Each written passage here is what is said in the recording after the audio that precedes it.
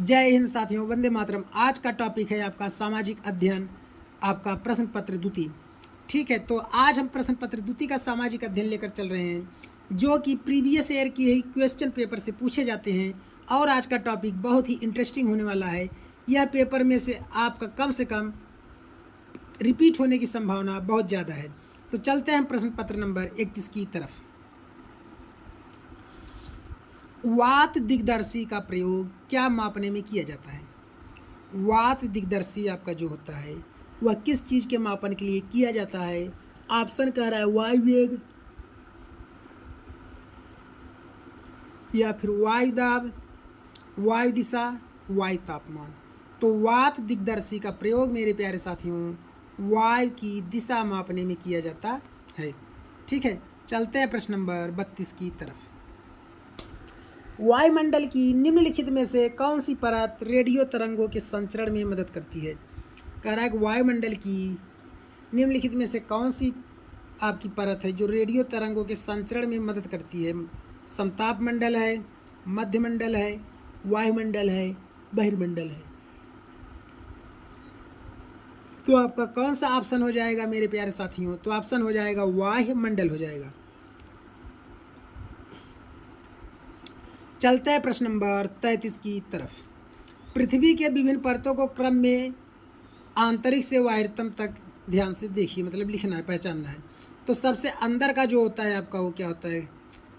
क्रोड होता है। इसके बाद आता है मेंटल आता है। तो देखते हैं यह दोनों ऑप्शन किस में मिल रहे हैं। ठीक है, तो सबसे अंदर आपका क्या होता है? सॉरी, क्रोड होगा, मेंटल होता है, लेकिन यहाँ पे दो ऑप्शन दे दिया है बाहरी क्रोड के लिए, तो इसलिए आपका पहले क्या होगा? मेंटल होगा, फिर उसके बाहर आपका हो जाएगा बाहरी क्रोड, आंतरिक क्रोड होगा, फिर इसके बाद बाहरी क्रोड होगा, मेंटल होगा, परपटी होगा। यही चारों ऑप्शन इसमें होंगे। तो ऑप्शन आपका इसमें बन जाएगा चौथा नंबर। ठीक है, तो चलते हैं प्रश्न नंबर 34 की तरफ। कह रहा है कि दिए गए आरेख में सूर्य, पृथ्वी और चंद्रमा की स्थिति को ध्यान से देखिए और बताइए कि यह क्या दर्शाता है। जब सूर्य, पृथ्वी और चंद्रमा तीनों 90 अंश के कोण पे होते हैं तो उस समय आता है निम्न ज्वार आपका आता है। ठीक है, और जब सूर्य, पृथ्वी, चंद्रमा तीनों सीध में होते हैं उस समय उच्च ज्वार आता है और उसको सिजिकी के नाम से जानते हैं। तो ऑप्शन इसमें क्या हो जाएगा? सूर्य ग्रहण, चंद्र ग्रहण, बृहद ज्वार भाटा, लघु ज्वार भाटा। तो आपका ऑप्शन बन जाएगा चौथा, लघु ज्वार भाटा। चलते हैं प्रश्न नंबर 35 की तरफ। कह रहा है जब नदी मैदान में प्रवेश करती है तो यह मुड़ जाती है और बड़े मोड़ बनाकर बहती है, तो वह कहलाता है।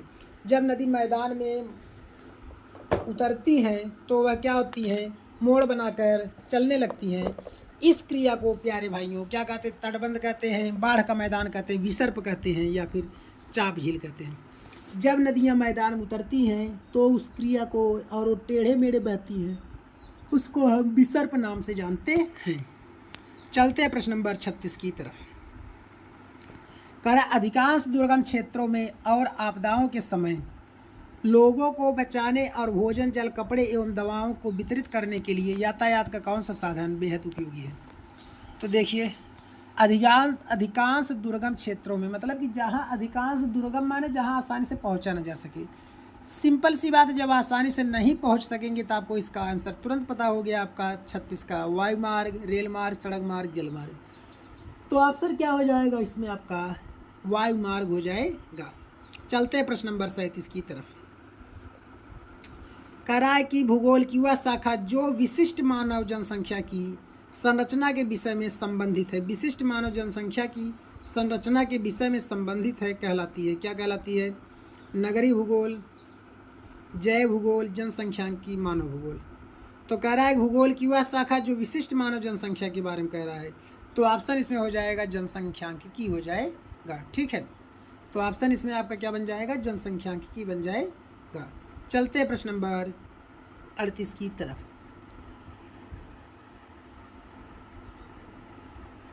38 क्या कह रहा है? कथन आपका सूर्य गुजरात में अरुणाचल प्रदेश से 2 घंटे बाद अस्त होता है। यह आपका कथन सही है, क्योंकि अरुणाचल प्रदेश और गुजरात में 2 घंटे का अंतर होता है। फिर कह रहा है अरुणाचल प्रदेश गुजरात की तुलना में उच्च अक्षांश पर स्थित है। जो आपका अरुणाचल प्रदेश है वह गुजरात की तुलना में कहाँ पर स्थित है? उच्च अक्षांश पर स्थित है। तो क्या यह आपका सही है? तो पहला कह रहा है दोनों आपके क्या है, ए और आर दोनों सत्य हैं, आर ए को स्पष्ट करता है। फिर कह रहा है ए और आर दोनों सत्य हैं लेकिन आर ए को स्पष्ट नहीं करता है। क्यों? क्योंकि यहाँ पे है कि उच्च अक्षांश पर नहीं, मतलब कि वहाँ पे आपका क्या होगा, 2 घंटे पहले उगता है सूर्य, लेकिन उच्च अक्षांश से कोई मतलब नहीं। तो इसका आपका जो ऑप्शन बनेगा वो आपका दूसरा हो जाएगा। ए और आर दोनों सत्य हैं लेकिन आर ए को स्पष्ट नहीं करता है। ठीक है, तो चलते हैं प्रश्न नंबर हम 39 की तरफ। करा निम्नलिखित में से कौन सा ऊर्जा का गैर परंपरागत स्रोत है? ऊर्जा का गैर परंपरागत स्रोत का मतलब होता है कि जिसको बनने में कम समय लगता है, या मतलब जिसको हम बार बार प्राप्त कर सकते हैं उसको गैर परंपरागत स्रोत, और जिसको हम बनने में बहुत टाइम लगता है, जैसे लाखों वर्ष लग जाते हैं, हज़ारों वर्ष लग जाते हैं, उसको कहते हैं गैर परंपरागत स्रोत। तो आपका ईंधन, प्राकृतिक गैस, सौर ऊर्जा, कोयला। तो 39 का जो ऑप्शन बनेगा सौर ऊर्जा हो जाएगी, यह आपका गैर परंपरागत स्रोत का उदाहरण है। तो प्रश्न चलते हैं 40 की तरफ। प्रश्न 40 क्या कर रहा है, विशेष रूप से निर्मित टैंकों और तालाबों में मछली का प्रजनन क्या कहलाता है? आपका मछली का प्रजनन कहलाता है क्या चीज़? Sericulture, viticulture, horticulture, pisciculture. तो मछली का जो प्रजनन होता है प्यारे मेरे भाइयों, पीसीकल्चर होता है। चलते हैं प्रश्न नंबर 41 की तरफ। प्रश्न 41 कह रहा है आपका स्थल का एक सकरा भाग जो 2 बड़े स्थलीय भागों को एक दूसरे से जोड़ता है वो कहलाता है। स्थल का एक सकरा भाग जो 2 बड़े स्थलीय भागों को एक दूसरे से जोड़ता है उसको क्या कहते हैं? जल संधि, स्थल संधि, द्वीप खाड़ी। स्थल स्थल को जोड़ता है इसलिए कहलाएगा स्थल संधि। चलते हैं प्रश्न नंबर 42 की तरफ। करा निम्नलिखित में से कौन सा महाद्वीप आकार में सबसे छोटा है? ऑस्ट्रेलिया, दक्षिण अमेरिका, अफ्रीका, यूरोप। यूरोप इसमें आपका सबसे बड़ा होता है और सबसे छोटा जो होगा आपका ऑस्ट्रेलिया हो जाएगा। चलते हैं प्रश्न नंबर 43 की तरफ। प्रश्न 43 कह रहा है कि उच्च प्राथमिक स्तर पर सामाजिक विज्ञान में शामिल है। सामाजिक विज्ञान में क्या शामिल है? इतिहास, भूगोल, राजनीति विज्ञान, मनोविज्ञान, इतिहास, भूगोल, अर्थशास्त्र, समाजशास्त्र, इतिहास, भूगोल, राजनीति विज्ञान, अर्थशास्त्र, और इसके बाद इतिहास, भूगोल, राजनीति विज्ञान, समाजशास्त्र। तो मेरे प्यारे साथियों इसमें जो 43 का ऑप्शन बनेगा वह तीसरा हो जाएगा, इतिहास, भूगोल, राजनीति विज्ञान और अर्थशास्त्र। ये आपके क्या है, सामाजिक विज्ञान के सब्जेक्ट हैं। चलते हैं प्रश्न नंबर 44 की तरफ। आगमनात्मक अधिगम निम्नलिखित में से किस विधा का विरोधाभासी है? आगमनात्मक अधिगम किसका विरोधाभासी है? व्याख्यानात्मक का है, संरचनात्मक का है, अनुकरण का है, निपुणात्मक का है। तो आगमनात्मक अधिगम किसका विरोधाभासी हो जाएगा? व्याख्यात्मक शिक्षण का हो जाएगा। अब चलते हैं प्रश्न नंबर 45 की तरफ। क्या कह रहा है प्रश्न नंबर 45 साथियों? दिए गए कथनों ए और बी को पढ़िए और सही उत्तर का चयन कीजिए। कह रहा है आलोचनात्मक सोच धारणाओं के निर्माण तथा विचारों के अनुप्रयोग और विस्तार को बढ़ावा देती है। ठीक है। दूसरा कह रहा है यह दूसरों के तर्कों और विश्वासों को समझने और मूल्यांकन करने में मदद करती है। तो आपका इसमें 45 में ऑप्शन क्या बनेंगे मेरे प्यारे साथियों? तो आलोचनात्मक जो सोच होता है वो क्या होता है?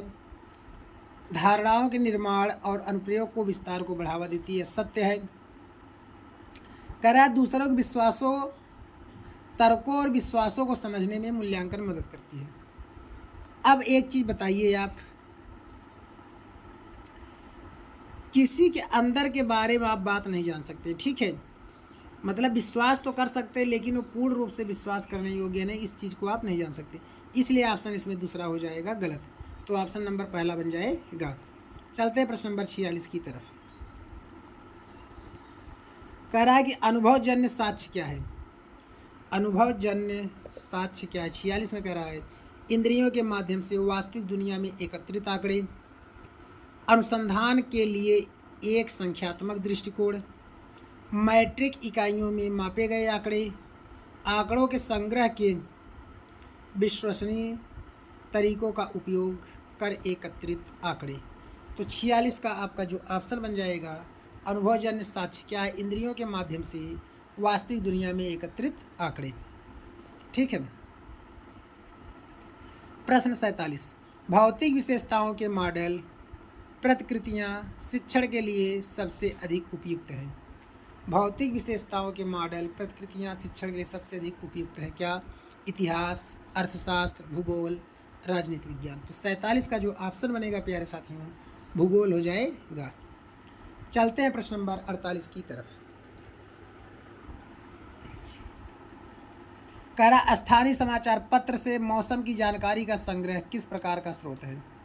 स्थानीय समाचार पत्र से मौसम की जानकारी का संग्रह किस प्रकार का स्रोत है? प्राथमिक है, द्वितीयक है, तृतीयक है? प्राथमिक और तृतीयक दोनों। तो हम समाचार पत्र से जानकारी प्राप्त कर रहे हैं साथियों, ये बात आप जान लीजिए, डायरेक्ट नहीं कर रहे हैं, इसलिए आपका द्वितीयक स्रोत हो जाएगा। चलते हैं प्रश्न नंबर 49 की तरफ। सीखने की अक्षमता वाले विद्यार्थी किस प्रकार की कक्षा में अन्य छात्रों के साथ सीखते हैं? कह रहा है अनन्य रूप से, विशेष रूप से, समावेशी रूप से, आधुनिक रूप से। तो 49 का जो ऑप्शन हो जाएगा प्यारे साथियों समावेशी रूप से हो जाएगा। चलते हैं प्रश्न नंबर 50 की तरफ। निम्नलिखित सिद्धांत किसने दिया है? सभी बच्चे विकास के समान अनुक्रम से गुजरते हैं लेकिन विभिन्न दरों से, इसलिए शिक्षक को पूरी तरह से कक्षा के लिए नहीं बल्कि व्यक्तिगत बच्चों और छोटे समूहों के लिए गतिविधियों की योजना बनानी चाहिए। तो इसके बाद इसमें कह रहा है ऑप्शन क्या होगा? ये किसने कहा है आपका, किसका सिद्धांत है? C.L. Ogden, D Purcell, J.H. Bell, J पियाजे। तो ऑप्शन इसमें क्या हो जाएगा आपका? जे पियाजे हो जाएगा। चलते हैं प्रश्न नंबर 51 की तरफ। कह रहा है कक्षा में सहकारी शिक्षा को बढ़ावा देने के लिए एक शिक्षक को चाहिए, क्या चाहिए? ऑप्शन कह रहा है आपका छात्रों को बहस और चर्चा में लगाएं, उन्हें व्यक्तिगत परियोजना दें, काम के लिए कक्षा को छोटे समूहों में विभाजित करें, या परियोजना को करने के लिए उन्हें विभिन्न स्रोत प्रदान करें। तो ऑप्शन इसमें बन जाएगा पहला, छात्रों को बहस और चर्चाओं में लगाएं। चलते हैं प्रश्न नंबर 52 की तरफ। कह रहा है एक आत्मनिर्देशित, आत्म अनुशासित सोच जो एक उचित तरीके से गुणवत्ता के उच्चतम स्तर पर तर्क करने का प्रयास होती है उसे कहते हैं, क्या कहते हैं प्यारे बच्चों, भाइयों? आलोचनात्मक सोच, जटिल सोच, बुद्धिमान सोच, अमूर्त सोच। तो ऑप्शन हो जाएगा आलोचनात्मक सोच हो जाएगा। चलते हैं प्रश्न नंबर 53 की तरफ। कह रहा है अजंता गुफा चित्रों में इस्तेमाल किए गए रंग निम्नलिखित में से किस सामग्री से प्राप्त किए गए हैं? कह रहा है पशु अंगों के अवशेष से, ग्रेफाइट से, पौधों और खनिज से, स्लेट से। तो अजंता गुफा में जो रंग हैं वो प्राकृतिक रंग हैं, इसलिए हो जाएगा पौधों और खनिज से। ठीक है, चलते हैं प्रश्न नंबर 54 की तरफ। सबसे पुरानी पांडुलिपियाँ किस पर लिखी गई थी? ताड़पत्रों पर, पत्थरों पर, कागज पर, लकड़ी पर। तो ऑप्शन हो जाएगा प्यारे मेरे भाइयों ताड़पत्र हो जाएगा। चलते हैं प्रश्न नंबर 55 की तरफ। मानव इतिहास में निम्नलिखित में से कौन सी अवधि काल सबसे लंबी है? पूरा पाषाण काल, मध्य पाषाण काल, नव पाषाण काल, महापाषाण काल। तो सबसे लंबी अवधि जो होगी प्यारे साथियों वो आपका हो जाएगा 55 का पहला पूरा पाषाण काल हो जाएगा। चलते हैं प्रश्न नंबर 56 की तरफ। दिए गए कथनों ए और बी को पढ़िए और सही उत्तर का चयन कीजिए। मेहरगढ़ पाकिस्तान के बोलन दर्रे के पास एक उपजाऊ मैदान में स्थित है।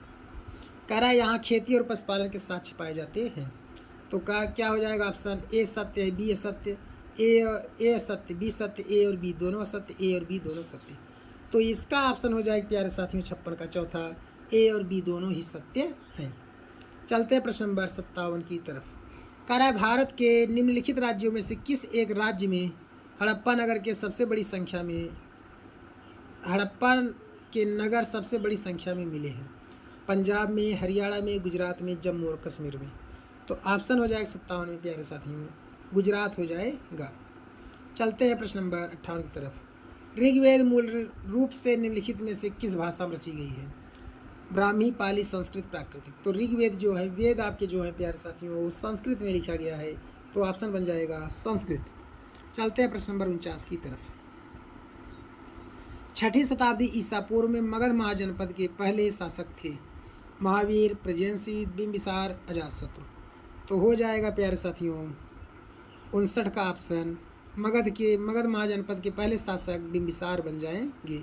चलते हैं आपके प्रश्न 60 की तरफ। करा निम्नलिखित में से कौन सा बौद्ध धर्म के त्रिरत्नों में से एक नहीं है? बुद्ध धम्म अहिंसा संघ। तो बौद्ध धर्म के त्रिरत्नों में से एक नहीं है, वो ऑप्शन आपका हो जाएगा अहिंसा हो जाएगा। तो दोस्तों अगर आपको हमारा वीडियो अच्छा लगा हो तो हमारे चैनल को सब्सक्राइब, वीडियो को लाइक शेयर कमेंट जरूर करें। ओके, जय हिंद।